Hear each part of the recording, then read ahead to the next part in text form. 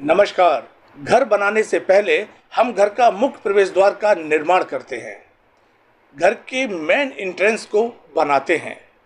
दोस्तों, घर का मेन एंट्रेंस घर की सुख, समृद्धि और प्रोग्रेस में बहुत बड़ी हेल्प करता है। तो माय डियर फ्रेंड्स, घर का मेन एंट्रेंस यानी कि मुख्य प्रवेश द्वार बनाते समय वास्तु के इन सिद्धांतों का विशेष ध्यान रखना चाहिए।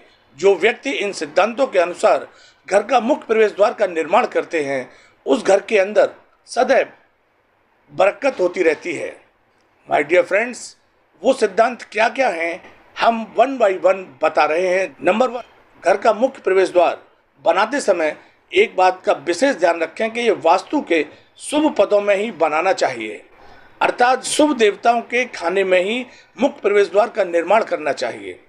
चाहे आपका प्लॉट कोई भी फेसिंग का हो, नॉर्थ, ईस्ट, वेस्ट, साउथ, कोई भी फेसिंग का हो, आप अपने मुख्य प्रवेश द्वार का निर्माण करते समय उस फेसिंग के शुभ देवताओं के पद में मुख्य प्रवेश द्वार का निर्माण करेंगे। नंबर 2, इस प्रकार शुभ पदों में किया गया निर्माण आपके घर में सुख, समृद्धि और बरकत कराने में बहुत बड़ी हेल्प करता है। सेकेंड नंबर, यदि किसी का प्लॉट कटा हुआ है, कोई कोना कटा हुआ है या बढ़ा हुआ है, तो माय डियर फ्रेंड्स, ऐसे कटे या बढ़े हुए कोने में मुख्य प्रवेश द्वार का निर्माण कभी नहीं करना चाहिए। खास तौर से कटे हुए स्थान पर मुख्य प्रवेश द्वार कभी नहीं बनाना चाहिए।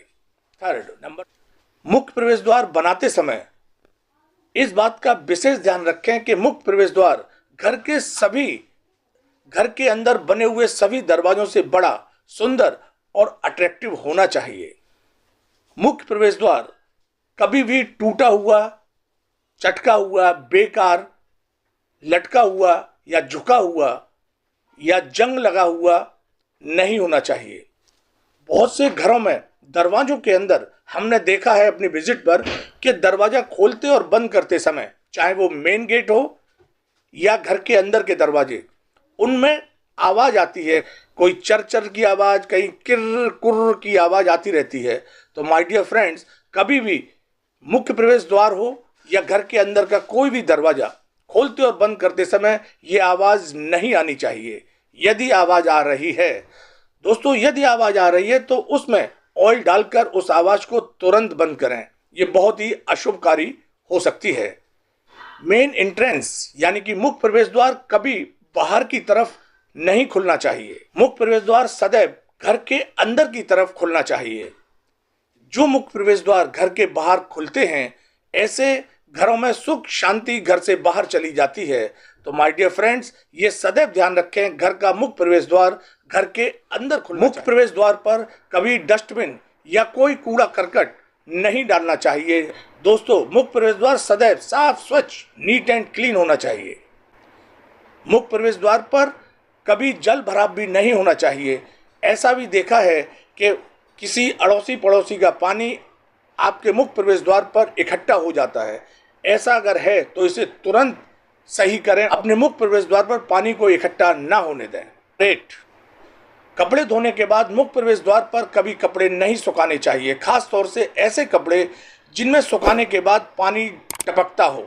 माय डियर फ्रेंड्स, ये टपकता हुआ पानी बहुत बड़ा अशुभकारी हो सकता है। इसलिए कभी भी गेट पर कपड़े सुखाते समय उनमें से पानी नहीं टपकना चाहिए।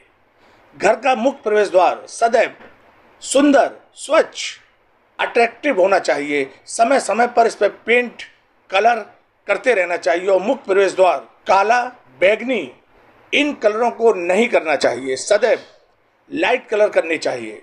माय डियर फ्रेंड, जिन घरों के मुख्य प्रवेश द्वार वास्तु के इन सिद्धांतों के द्वारा बनाए जाते हैं, ऐसे घरों में माता लक्ष्मी घर में प्रवेश करती है, घर के अंदर बरकत कराती हैं, सुख, समृद्धि और खुशहाली देती हैं।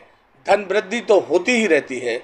माय डियर फ्रेंड्स, वास्तु के इन सिद्धांतों के द्वारा ही आप अपने घर के मुख्य प्रवेश द्वार का निर्माण करें।